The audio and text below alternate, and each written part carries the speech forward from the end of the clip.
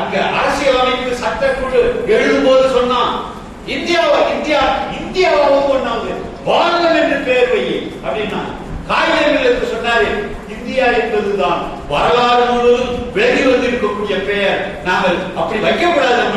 முடியாது, பாரதம் பெயர் வை.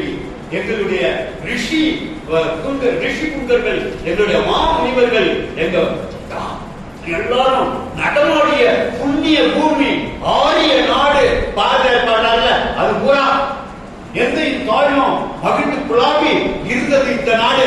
அவர் சொல்றது பெரிய அளவில் சொல்றாரு.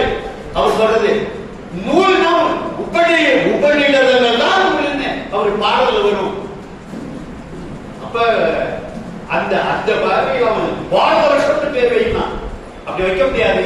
முன்னாடியே வரலாறுல இருந்திருக்கிறார் நேரு. ஆரிய வருடம் பேர் வைக்கலாம், அது வைக்கல. சரி, பாரத் தட் இஸ் இந்தியான்னு வச்சுக்கோ அப்படின்னு சொன்னாங்க. அப்புறம் அம்பேத்கர் பார்த்தாரு, கொள்ள பொறுக்க முடியலட்டு இந்தியா தட் இஸ் பாரத் எழுதினாங்க. பாரத் தட் இஸ் இந்தியான்னு எழுத முடியாதுட்டாங்க. ஆனாலும் அவனுக்கு ஒரு வெற்றி தானே. இப்ப அவன் சொல்றான், இந்தியாங்கிற வார்த்தையை கழட்டி விடு, பாரதம்னு பேர் வை அப்படிங்கிறான். பாரதம்னு வந்துருச்சுன்னா நாம எல்லாரும் சூத்திரர்கள், பஞ்சவர்களும் சூத்திரர்களுக்குள்ளதான் அடக்கம். அவன் பார்வையில சூத்திரர்கள் அவாவா தொழில அவாவா பண்ணி சேரமா இருக்கும், எங்களுக்கு கீழே அப்படின்னு அதை சொன்னது யாரு? அதை திலகர் சொன்னாரு. திலகர் விரல் உடைக்கிறவனும் தராசு பிடிக்கிறவனும் அங்க மம்முட்டி பிடிக்கிறவன் எதற்காக சட்டமன்றத்துக்கு செல்ல வேண்டும்? அவர்களுடைய சாய் தொழிலை பாருங்கள், சட்டமன்றங்களை நாங்கள் பார்த்துக் கொள்கிறோம். அவரோட வழியில வந்தவர் தான் பாரதியார். பாரதியாரோட வழியில வந்தவங்க தான் RSS.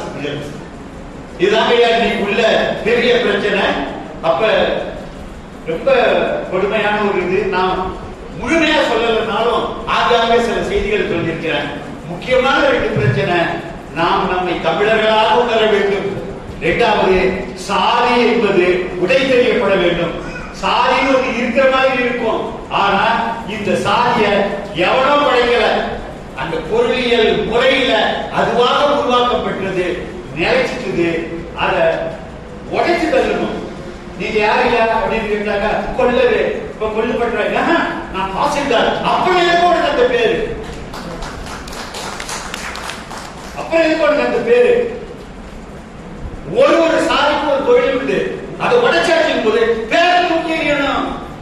அப்புறம் அதை தூக்கி எறிஞ்சிட்டா அங்க எப்படி கட்சி நடத்துறது? அவங்க அதை புறக்கணியுங்கள். ஆகவே நாம தொடர்ந்து பேசதான் போறோம். அவங்க நிறைய பேசிக்கிட்டு இருக்கிறாங்க, ரொம்ப அறிவார்ந்த தோழர்கள். ஐயா ஆணையத்து வழியில் அவங்க தொடர்ந்து செயல்பட்டு இருக்காங்க. நாம் தொடர்ந்து பேசுவோம். ஆணையத்து இலக்க நிர்ணயிச்சுட்டாரு. 35 மார்க் வாங்கினா பாஸ்ன்னு சொல்லி உனக்கு என்கிட்ட வந்து ஒரு 10 வச்சுக்கலாமா, 12 வச்சுக்கலாமா? தன்னுரிமை, அதுதான் சுயநிர்ணய உரிமை, செல்ஃப் டிட்டர்மினேஷன். அது உள்ள அவித்தேசம். இது விரும்பி எல்லாரோடையும் கூடியிருக்கும். சரியா வேணா ஏற்றுட்டு போயிருக்கும், இறங்கிடும். பிரிந்து சொல்லும் உரிமையோடு அவர்கள் கூடியிருப்பார்கள். அதுதான் நம்முடைய இலக்கா இருக்கணும்னு சொல்லி ஐயா ஆணையத்தவர்கள் நிர்ணயிச்சு கொடுத்திருக்கிறாங்க. அந்த திசையில் நாம் பயணிக்க வேண்டியிருக்கு. ரொம்ப மகிழ்ச்சி உங்களை எல்லாம் சந்திச்சதுல, ரொம்ப மகிழ்ச்சி. பார்க்கலாம் தோழர்களுக்கு, ஐயா வாராட்டவர்கள், எல்லாருக்கும் என்னுடைய நன்றியை நான் பதிவு செய்கிறேன். வணக்கம்.